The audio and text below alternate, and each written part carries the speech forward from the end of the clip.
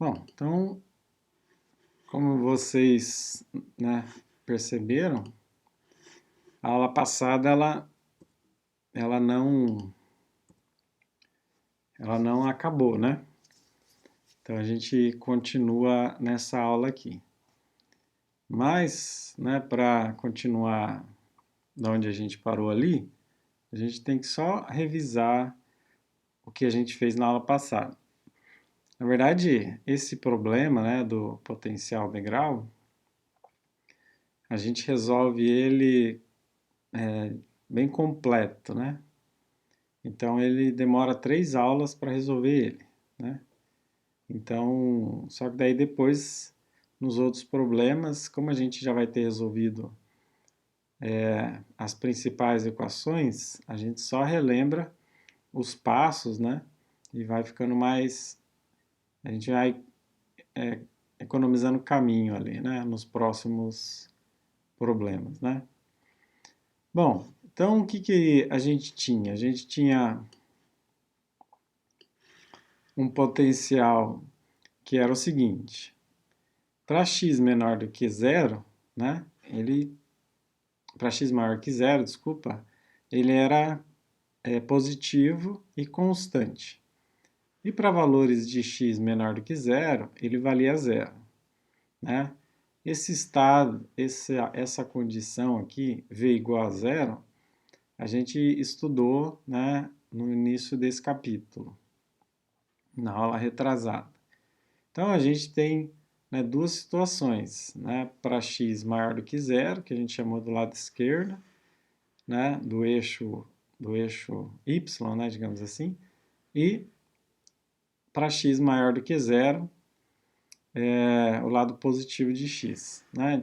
Para o lado esquerdo, a gente relembrou a solução da partícula livre, que era uma autofunção a exponencial de k1x mais b exponencial de menos ik1x, onde o k1 era a raiz de 2me sobre h cortado. E do lado direito, né, nós tínhamos uma energia menor do que V0, porém V0 era constante, e aí a nossa equação, a equação de onda, ela tinha esse termo a mais em relação a esta equação anterior. Então a gente foi à procura, né, de escrever a psi2 e, consequentemente, né, descobrir o valor de K2. Então esse foi o objetivo da aula passada. Então, uma solução, né, que a gente deveria levar em consideração, a que a gente levou em consideração, era o decaimento exponencial de menos K2x, ok? A gente verificou que essa autofunção do tipo decaimento exponencial é a solução da equação de Schrödinger independente do tempo, condicionado a um k que fosse raiz de 2m v0 menos e dividido por h cortado, né? Então essa era uma solução particular porque ela depende, né, de um k específico, ok? Para torná-la mais genérica, a gente tinha que sugerir, né, uma combinação linear dessas duas soluções, um c exponencial de k2x mais um d exponencial de menos k2x. Então aqui a gente tem um crescimento exponencial e aqui a gente tem um decaimento exponencial.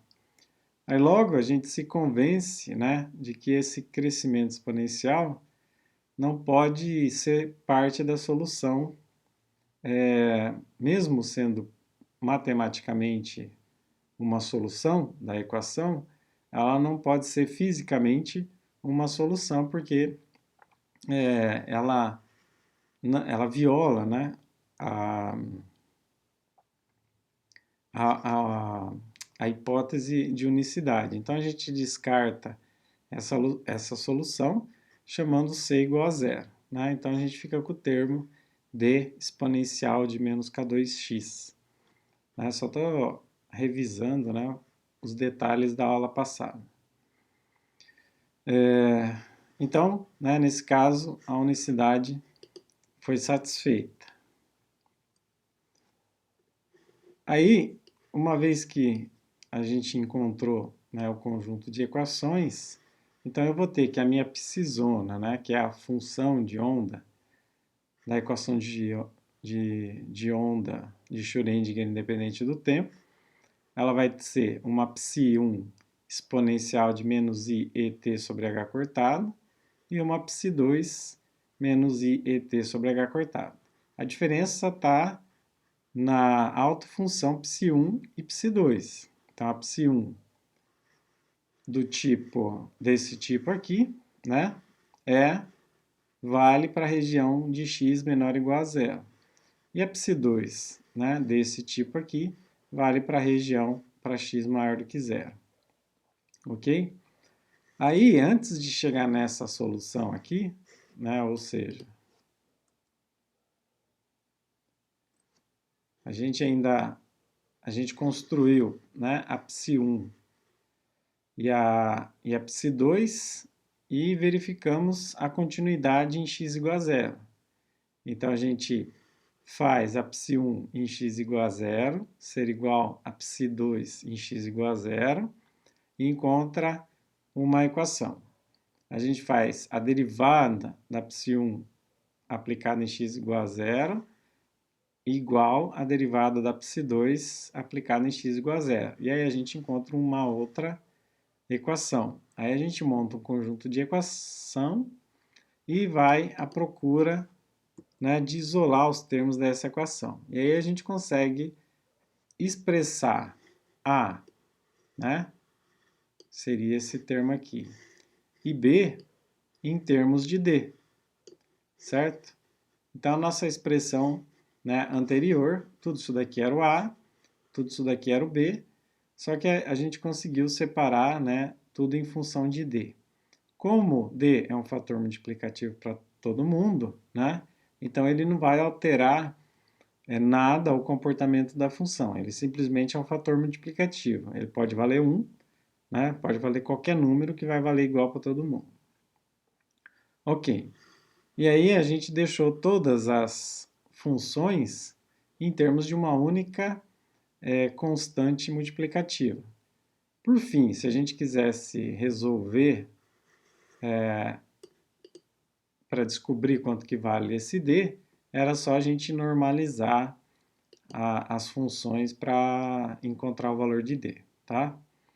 Então a gente escreve a psi-zona, né, para as duas regiões e escreve as autofunções para as duas regiões, para x menor do que zero e para x maior do que zero. Já essa solução, né, já passou, né, pelas duas hipóteses, né, de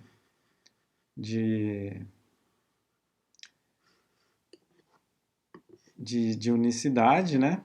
Então, essa já seria a solução final para a nossa equação. Só que, quando a gente olha para a expressão assim, né, em termos da exponencial, talvez fica mais complicado da gente interpretar esta função. Então, dando continuidade, né, a gente vai trocar, deixa eu voltar aqui, a gente vai trocar essa exponencial aqui, as duas, né, essa daqui e essa daqui, pela sua equivalência, né, conhecida como a fórmula de Euler, em termos de seno e cosseno. Por quê? Porque fica mais fácil de enxergar quando a gente trabalha com seno e cosseno. E também fica mais fácil de entender um gráfico de uma onda em termos de seno e cosseno, certo? Então aqui, ó, não se assustem com a contarada, mas no fundo eu só coloquei essa exponencial naquela equação, né, da página anterior. Né? Então esse termo aqui né, já estava lá, d sobre 2, 1 mais ik2 sobre k1. E aí eu troco a exponencial, né, aqui era a exponencial de ikx, e do lado de cá era a exponencial de menos ikx, e aí eu troco em termos de seno e cosseno.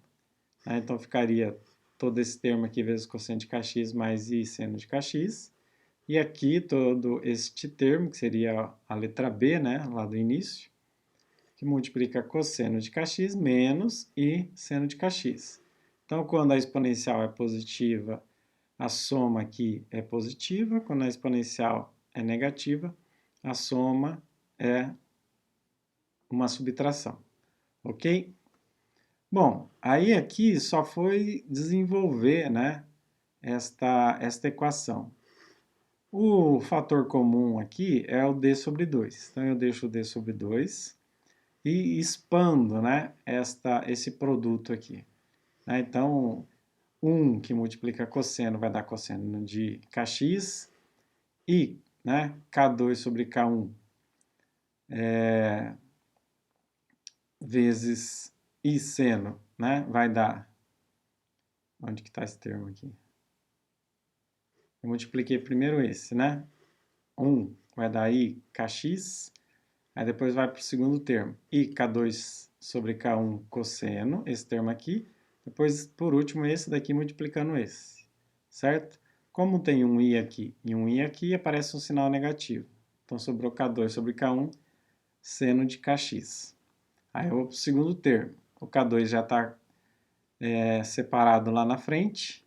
Então, de novo, vou ter um cosseno de kx menos um seno de kx, né? Esses dois termos aqui. E depois, menos i k2, que multiplica cosseno, esse termo. E, por fim, menos com menos dá mais o produto de i com i dá menos 1, então sobra menos k2 sobre k1 seno de kx. Esse k aqui, ó, no fundo, ele é o k1, tá? Porque a gente está aplicando... É que eu esqueci de trocar. A gente está aplicando nessa equação, né? Nesta função de onda aqui. E aí, né, um monte de termo acaba se cancelando, então eu tenho aqui, ó, cosseno de kx em algum lugar, eu tenho um outro cosseno de kx aqui, então fica 2 cosseno de kx. Eu também tenho, né, o termo seno k2 sobre k1 duas vezes, aqui, ó, menos k2 sobre k1 e menos k2 sobre k1 seno de kx. Então esse termo aparece aqui. Os outros se cancelam, né? Esse daqui se cancela com este, e este daqui se cancela com este daqui, certo? Então sobra d sobre 2, 2 cosseno de kx menos 2k2 sobre k1 seno de kx. Bom, mas o 2 é um fator comum também, então fica mais simples ainda. A minha psi1 pode ser escrita como d cosseno de k1x menos d k2 sobre k1 seno de k1x, ok? Então, o que eu fiz? Eu troquei esta expressão aqui, né, utilizando a equação de Euler, e acabou resultando nesta expressão aqui, certo? Então, eu não fiz nenhuma operação, né? Eu só troquei a identidade trigonométrica, certo? Bom, quando a função ainda poderia colecionar o d aqui, né?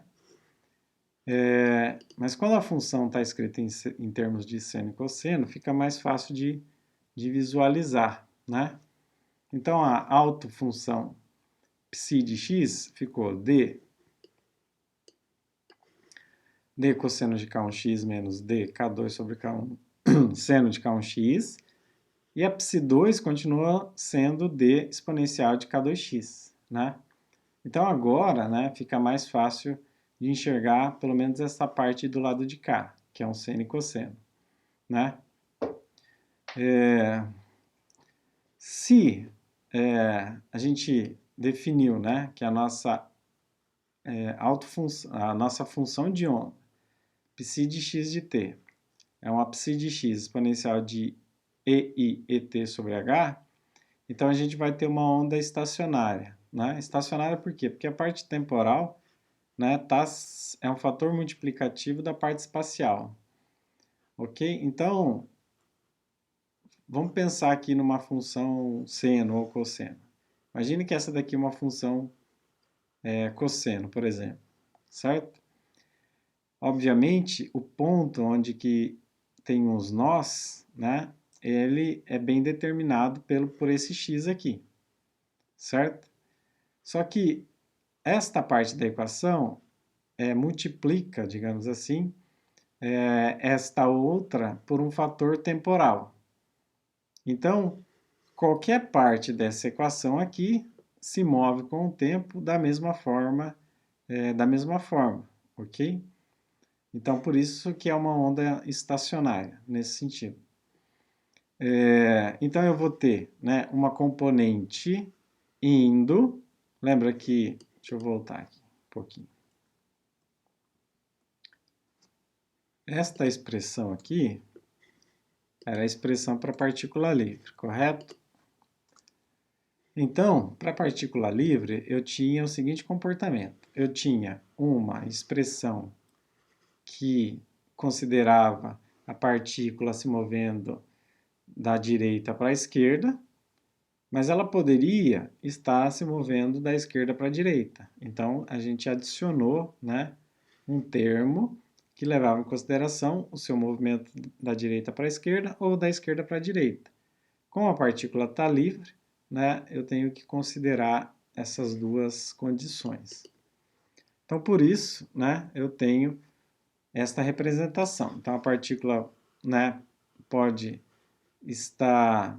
Esse comportamento aqui não é o da partícula, ok? É da onda associada à partícula. Então, a onda associada à partícula, se eu fizer um gráfico, né, então, por exemplo, eu teria a onda caminhando na direção positiva do eixo x e teria a outra componente caminhando na direção negativa do eixo x.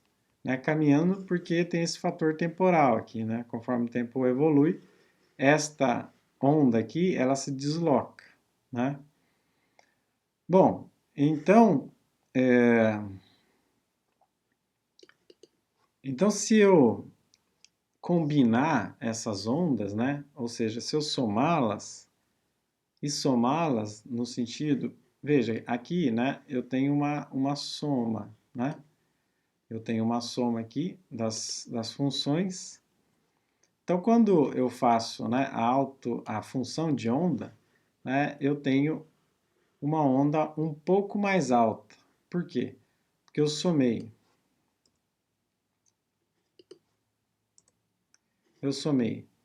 Vamos pensar aqui, ó. Né? Deixa eu ver qual que está mais centrado. Então, nesse ponto aqui e nesse ponto aqui, né, elas têm alturas, né, iguais. Então, a soma dessas duas vai ser uma onda que tem o dobro da altura, ok? Que é o que aparece nesse outro gráfico aqui. Então, a soma das duas acaba tendo uma amplitude maior, ok? Porém, o que é importante aqui é que, né, os nós que aparecem nesse comportamento, eles são estacionários, né? Então as suas posições não variam. Quando eu faço, então, não só a parte da direita, mas também a parte da esquerda, ou seja, quando eu faço o gráfico da parte de cima, né? Desta função aqui, junto com essa função, lembrando que essa parte aqui é para o lado direito, né, esquerdo, vamos pensar assim, e essa daqui é para o lado direito, ou seja, na parte positiva do eixo X. Quando eu faço o gráfico das duas funções, né, eu obtenho essa curva aqui, certo? Então, a partícula, né, tem esse comportamento estacionário do lado de cá. Aí, como a gente aplicou, né, a continuidade, então elas se unem nesse determinado ponto aqui. Daqui para frente, o decaimento é exponencial. Então, basicamente, essa é a cara da função de onda de uma determinada partícula que está sujeita a esse potencial, ok? Então, era mais ou menos isso, né? Este gráfico aqui nada mais é do que a representação da equação 5, ok? Então, a equação 5 está representada naquele gráfico daquela forma, certo? O único detalhe é que o lado de cá está condicionado a um alto valor K1, ou a uma constante K1, que é diferente da constante K2 do lado de cá, ok? Mas isso deve ser assim, porque só assim a gente conseguiu encontrar a solução geral, certo? Bom, agora eu tenho a minha psi para toda a região do espaço. Então, o próximo passo, né, seria imaginar a densidade de probabilidade, calcular algum valor esperado, ok? Porque o importante é obter esse comportamento aqui, certo? Na maioria das vezes, a gente não vai estar se preocupando com o gráfico, mas sim com esse conjunto de equações, ok? Então, este conjunto aqui é a solução, né, da equação de Schrödinger independente do tempo para o potencial que a gente escolheu. Lembrando que a energia total é menor do que a energia potencial quando está no eixo positivo, ok? São muitos detalhes, né? Mas vamos lá. E esta região aqui, ó, prestem atenção, né? Esta região aqui é a região que diferencia, né? Que é o diferencial, né? De um resultado da mecânica clássica e da mecânica quântica, né? Veja que a partícula, né? Ela tem uma psi que invade, né? O eixo positivo, né? De x. Ou seja, se eu fizer uma densidade de probabilidade, eu vou encontrar uma probabilidade pequena de encontrar a partícula do lado de cá, o que classicamente não é permitido.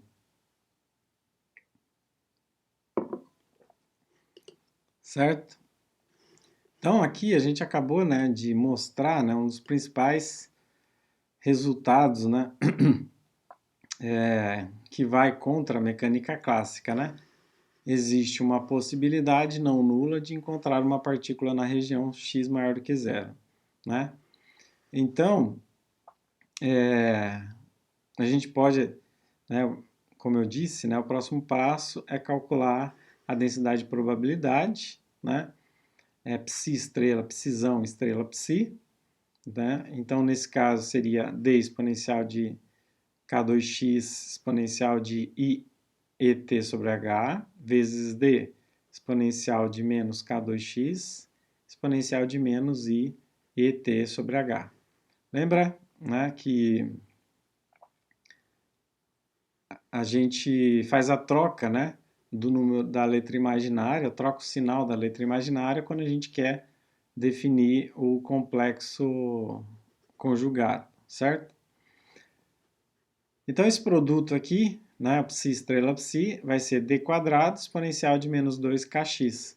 Veja que o resultado agora se tornou, né, só real, só surreal, não, somente real, né? Então, ele tem, né, uma parte matematicamente real, enquanto que a parte imaginária, né, ela desaparece quando a gente faz o produto psi estrela psi.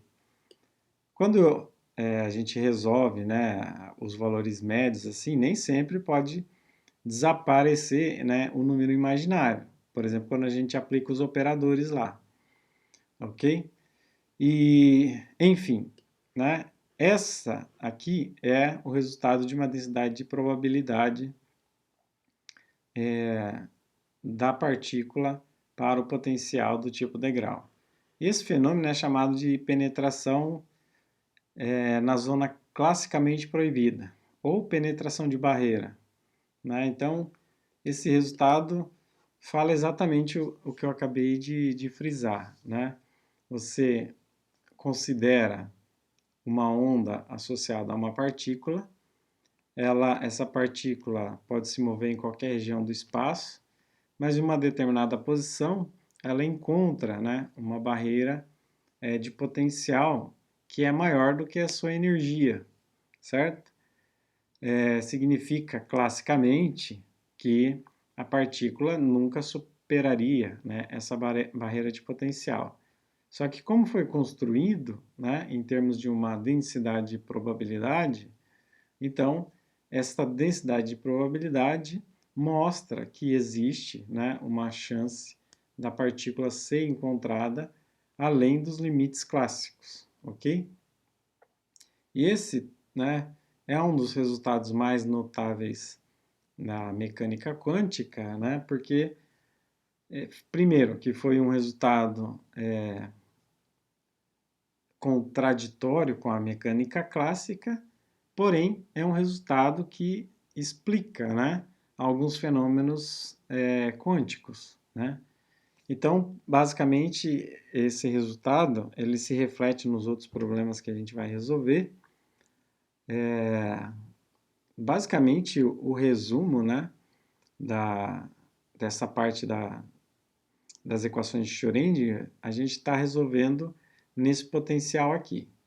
Depois, os outros vão ser mais um complemento, né, já que os pontos importantes, os detalhes que a gente tem que discutir, tá sendo discutido nesses dois primeiros problemas, né?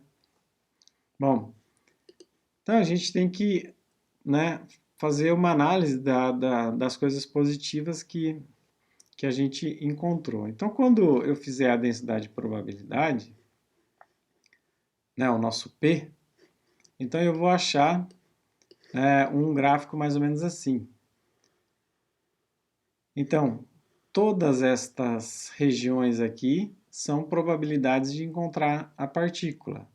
Já que a partícula está livre, né, do lado de cá, lembra, esta densidade de probabilidade aqui é parecida com o primeiro caso que a gente estudou, né? Então, tem várias regiões onde tem uma chance de eu encontrar a partícula. Lembra que,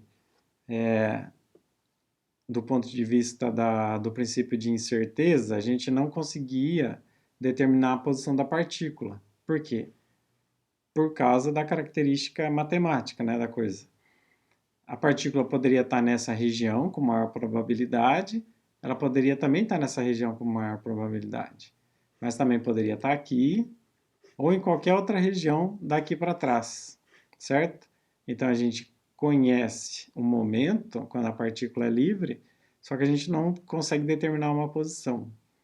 Já do lado direito, né, com a presença do potencial, aqui existe um decaimento, né? Aqui seria um decaimento de um produto exponencial, que é o resultado, né, que é a densidade de probabilidade, ou melhor, vou falar de outro jeito. Se eu pegar aquela equação e calcular a densidade de probabilidade para ambas as regiões, eu vou encontrar um comportamento assim, né, que no fundo é fazer o psi estrela psi. Então aqui eu tenho um decaimento, e essa região está me dizendo exatamente que existe uma probabilidade de encontrar a partícula nesta região aqui. Só que o lado positivo, né, do eixo x também contempla essa região. Então existe uma probabilidade de encontrar a partícula, a maior probabilidade está de encontrar a partícula aqui, onde esse valor aqui é máximo. Mas existe uma probabilidade não nula de encontrá-la aqui, certo? Bom, e aí é comum a gente definir, né, sempre que tem um decaimento exponencial, a posição onde decai metade do valor máximo, né? Então, se aqui é a posição do valor máximo, né, metade dessa posição a gente passa, né, uma linha aqui e finaliza aqui, né? A gente usa isso sempre quando tem um comportamento exponencial, né? Quando é do ponto de vista temporal, a gente chama de tempo de meia-vida, né? Mas a ideia é a mesma. Quando a função cai metade do seu valor. Em que posição a função cai metade do seu valor? Então, metade do seu valor é nessa posição L aqui, ok? E esse ponto é interessante, né? Porque vai me dar algumas informações, né? Então, 2, né? O segundo fato importante é que o fato de ela poder penetrar nessa região, onde classicamente ela não poderia, não significa que ela não vai, que ela vai permanecer nessa região, ok? Que entra no terceiro fator aqui. A partícula, se ela vir daqui, provavelmente ela encontra a barreira de potencial e é refletida. Ela pode, talvez, encontrar a barreira de potencial, vir até aqui e ser refletida. Uma coisa que realmente acontece é que ela é refletida. Então, nessas condições do problema que a gente colocou, ela não tem energia para superar e passar para o lado de lá. Então, com certeza ela vai ser refletida, mesmo que ela passe a região classicamente proibida, ok? Isso a gente descobre matematicamente calculando o coeficiente de reflexão. Só que o coeficiente de reflexão a gente vai calcular em um outro problema, tá? Poderia calcular aqui também, a aula ficaria ainda maior. Aí, ainda, a gente tem que considerar, né? Bom, então encontrado aquele ponto onde a probabilidade cai pela metade, a gente volta essa informação na exponencial, né? Então, é uma aproximação, tá?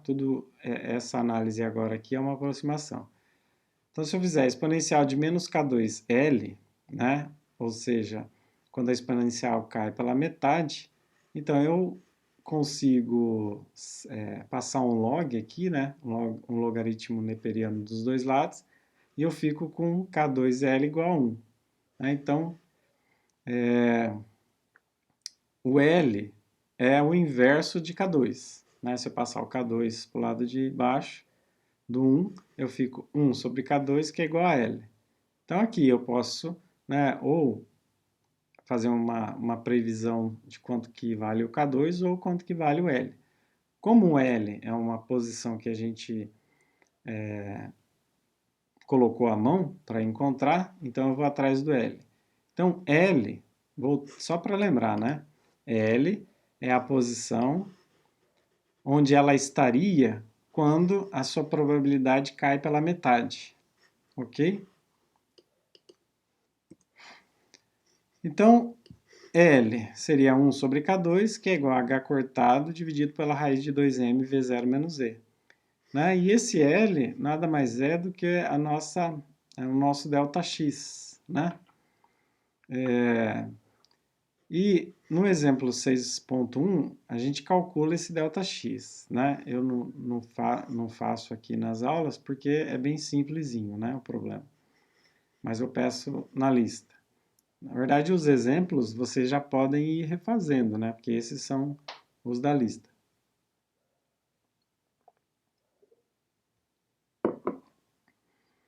Então, esse ΔX é aproximadamente 10 elevado a menos 19 do metro. Ou seja, esta posição aqui, né, é 10 a menos 19.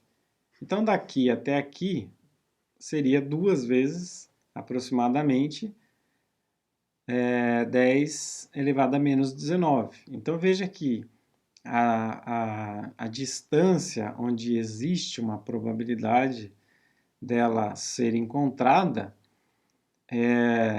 apesar de tudo, é uma distância bastante pequena, ok? Bom, então é da ordem de 10 a menos 19, certo? Se a gente considerar que a distância, né, entre o tamanho de uma molécula de hidrogênio é da ordem de 1 angstrom, né, ou seja, 10 elevado a menos 10, então 10 elevado a menos 19, só para ter uma ideia, é um valor relativamente pequeno. Porém, não é zero, ok? E isso é a coisa o resultado mais interessante. Então, se a gente fizer uma evolução temporal, ou seja, eu pego, a gente sabe que,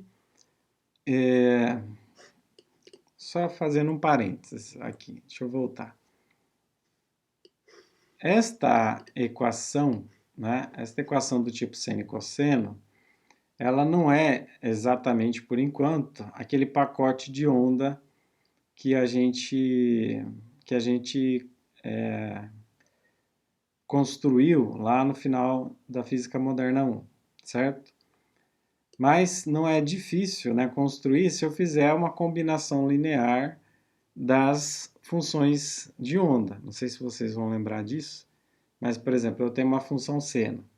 E aí eu vou fazer somar esta função seno uma outra função seno que tem uma pequena defasagem.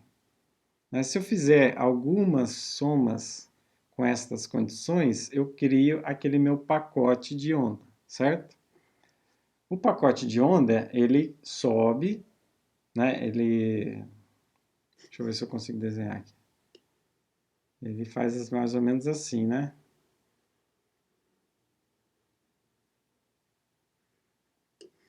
O meu pacote de onda é mais ou menos assim. Quando essa é minha onda, é o meu pacote de onda, que pode ser construído a partir dessa solução aqui. Se uma vez eu conheço a solução em termos de seno e cosseno, se eu fizer uma combinação linear, ela deve ser solução também. Lembra que isso foi discutido pesadamente lá no fim do capítulo 5. Então, quando eu construo o meu pacote de onda, esta onda aqui, ela tem componentes positivas e negativas. Mas quando eu fizer o psi estrela psi dela, ou seja, quando eu quiser calcular a densidade de probabilidade, toda a parte negativa acaba se tornando positiva. E aí ela se torna uma distribuição desse tipo aqui. Ok? Bom, isso é para um tempo fixo. Então, suponha que eu fixe, né, a minha autofunção espacial e faça ela evoluir no tempo, ou seja, agora eu vou fazer a outra parte, que é a exponencial de menos iet sobre h cortado, evoluir no tempo. Então aqui seria o comportamento da minha função evoluindo no tempo. Então a onda vem, lembra que esta onda aqui representa o comportamento da minha partícula, ou melhor, uma determinada partícula tem uma função de onda associada a ela, uma equação de onda associada a ela. E quando eu faço a densidade de probabilidade, né, eu encontro uma curva desse tipo aqui. Quando eu deixo evoluir, acontece mais ou menos isso. Né? Ela vem, começa a apresentar aqui, né, digamos assim, ela encontra a barreira, então ela deforma um pouco, né, ela vem, quando ela alcança o seu máximo, né, aqui, no caso aqui 9 ΔT, ela tem uma região aqui onde ela tem uma densidade de probabilidade de ser encontrada dentro da região classicamente proibida, ok? Aí essa onda vem, bate, né, no potencial, ou na parede, vamos pensar assim, e ela volta para o caminho que ela fez. Né? Então aqui ela está indo nessa direção, depois que ela bateu aqui, ela já começa a voltar nesta direção aqui, certo? Mas na hora que ela encontra o centro, né, ela tem uma probabilidade de ser encontrada na região classicamente proibida, ok? Aí, tá, eu vou terminar, depois eu vou mostrar uma animação, tá? Nessa parte aqui. Bom, então a gente conseguiu ter uma ideia de quanto que vale o nosso ΔX, né? A nossa incerteza, né? Que é aproximadamente L sobre 2, né? Então, com essa informação, a gente poderia tentar estimar, né, quanto que vale a nossa incerteza no momento e também a nossa incerteza na energia, ok? Lembra que sempre que a gente calcula algum resultado nas equações de Schrödinger, a gente tem que, de certa forma, verificar se ela não viola o princípio de incerteza, certo? Se ela estiver de acordo com o princípio de incerteza, então está tudo ok. Então é por isso que a gente sempre acaba recuperando o princípio de incerteza para ver se, né, faz sentido aquele resultado que a gente obteve. Por quê? Porque a gente já viu lá desde o início desse curso, muitas vezes alguns resultados não são coerentes com a mecânica clássica. E aí, quando não é coerente com a mecânica clássica, que é uma mecânica sólida, né, digamos assim, a gente perde o rumo comparativo, certo? Então, você não pode usar, digamos assim, a mecânica clássica como referência. Você tem que apelar para outros meios para fazer a verificação. Não sei se eu fui claro, né? Ok. Bom, imagina que vocês queiram medir, né, um objeto. Só que vocês descobrem, né, que a régua que vocês usam é uma régua meio estranha. Ela pode, de vez em quando, ficar um pouco maior, um pouco menor, né? Então você começa a pensar assim, bom, esta régua serve para alguns propósitos, mas não vai poder mais servir para medir essa determinada quantidade aqui. Então eu vou começar a usar outros comparativos para poder verificar se o tamanho do meu objeto. Sei que foi um exemplo construído a toque de caixa aqui para tentar melhorar, mas às vezes nem melhorou. Bom, enfim, se eu sei que ΔX é L sobre 2, então eu encontro, né, que a incerteza no momento deve ser em torno de... A incerteza no momento deve ser em torno de H cortado K2, ok? E isso dá aproximadamente 2m, raiz de 2m, que multiplica V0 menos E. Né? Então a gente consegue, né, estimar mais ou menos quanto que seria a incerteza no momento dessa partícula.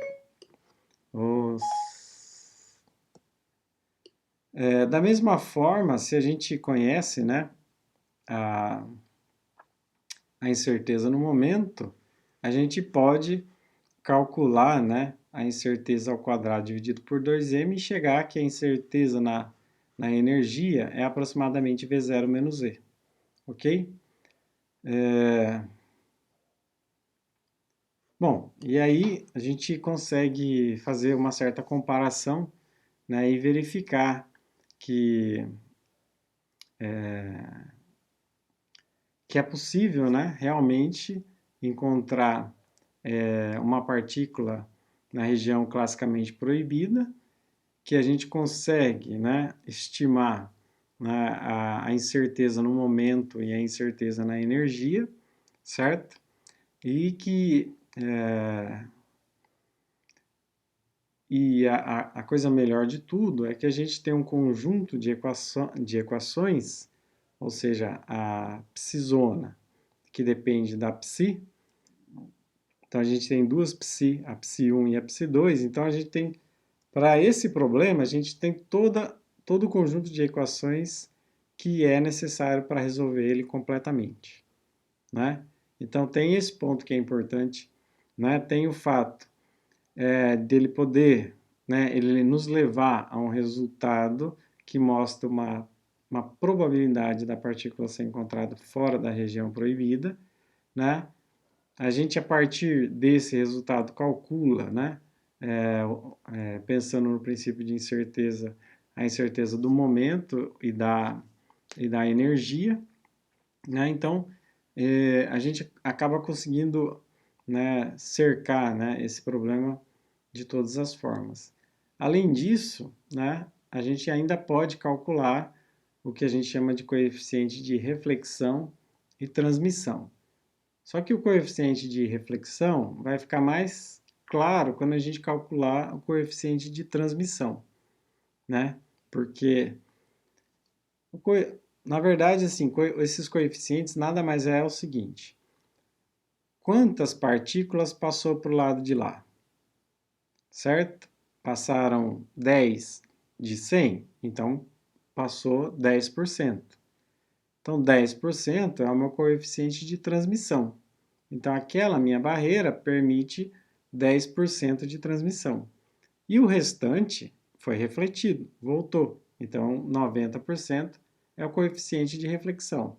Entendeu? Nada mais claro do que esse exemplo, né? Todo mundo tem insufilme no carro e sabe que parte da luz passa, outra parte é refletida. Então, aquela... É claro, tem uma parte absorvida ali também, mas não é... A gente não precisa considerar. Mas, enfim. Então, esse problema ainda não acabou, a gente vai continuar, mas a gente conseguiu resolver ele, né, de forma bem completa.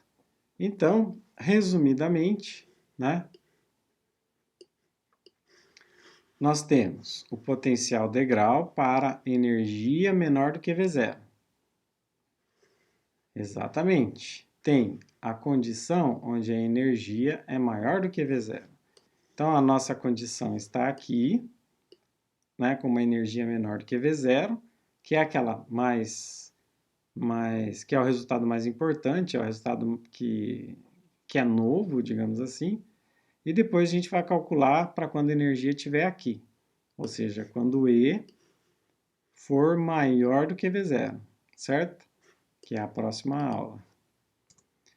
Então, resumidamente, a gente resolveu completamente os dois lados desse problema. Depois a gente vai ver que todos os outros problemas daqui para frente vai ser uma combinação, né, desse que a gente vai resolver nessas três aulas. Então, o lado esquerdo a gente conhecia a condição do potencial.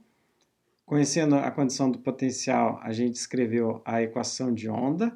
Conhecendo a equação de onda, a gente sugeriu uma solução, aplicou na equação de onda e verificou que esta solução é a solução da equação de onda, desde que para um determinado k, né? Então, essa daqui é uma solução particular da equação de Schrödinger independente do tempo para o potencial V igual a zero.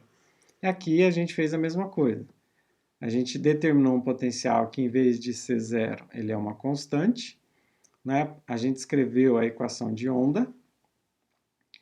Essa equação de onda é um pouco mais complicada, só a gente dividiu, né?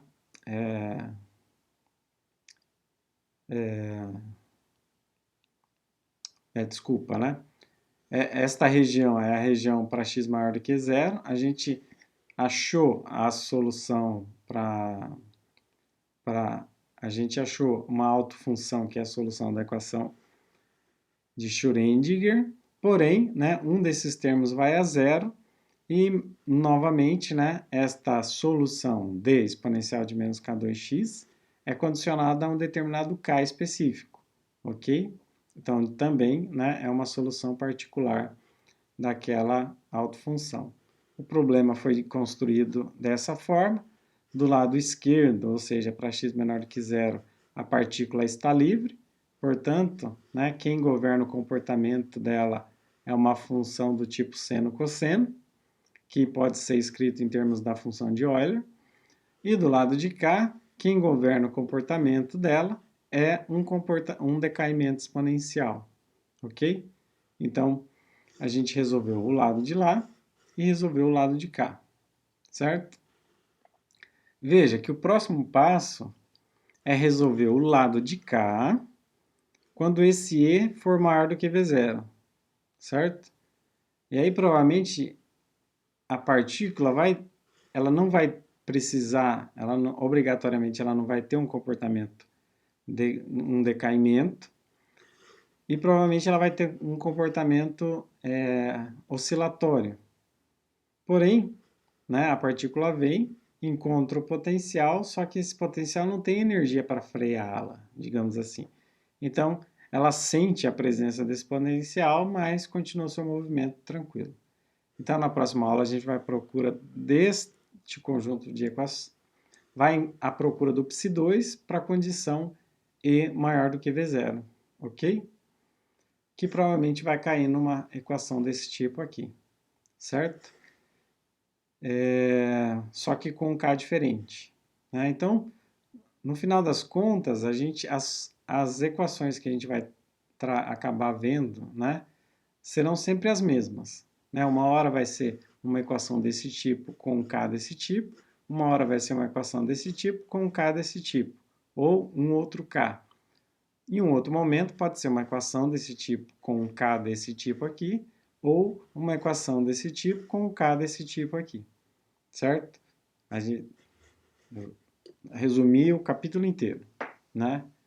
Só que daí a gente vai estudando cada particularidade de cada problema, né? Então, ainda falta calcular a parte direita, ou melhor, falta calcular o mesmo problema. Veja que, deixa eu só fazer um aspas aqui. Todo problema, ou seja, toda condição imposta desse tipo aqui, ela precisa de um conjunto de equações. E o conjunto de equações são esses conjuntos aqui, para uma determinada região e para uma outra determinada região, ok? Então, sempre que a gente colocar um problema desse tipo aqui, a gente vai à procura dessas duas soluções, certo? Haverá problemas onde vai ter mais de uma região, ok? Por exemplo, se esse potencial, em vez de continuar, ele descesse aqui, né? Então, eu teria uma região de partícula livre, uma região onde o potencial é maior e outra região onde ela é livre de novo. Então, em vez de ter dois conjuntos de soluções, né, esquerda e direita, a gente teria... Ops, perdi. Eita, lasqueira. A gente teria esquerda, centro e direita, que vai ser um problema que a gente vai resolver.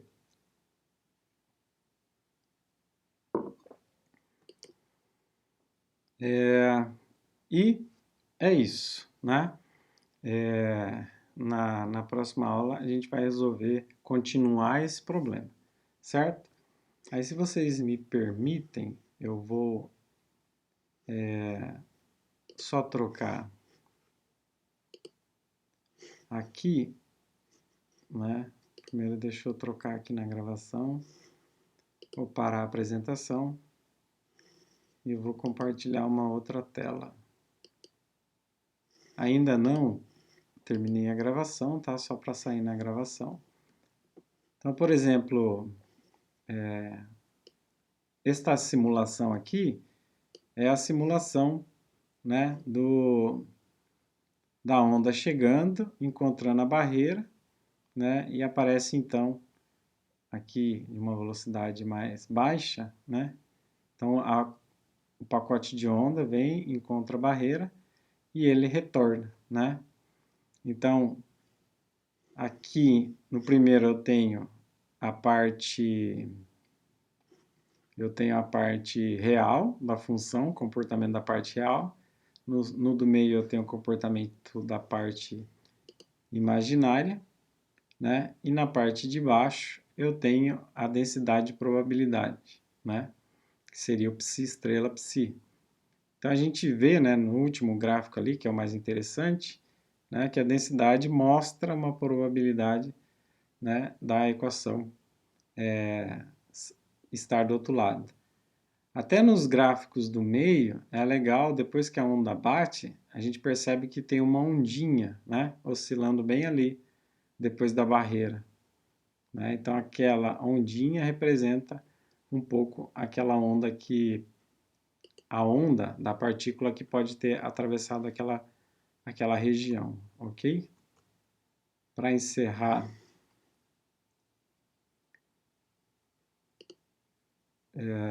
então eu vou encerrar a gravação aqui e a gente continua na próxima aula.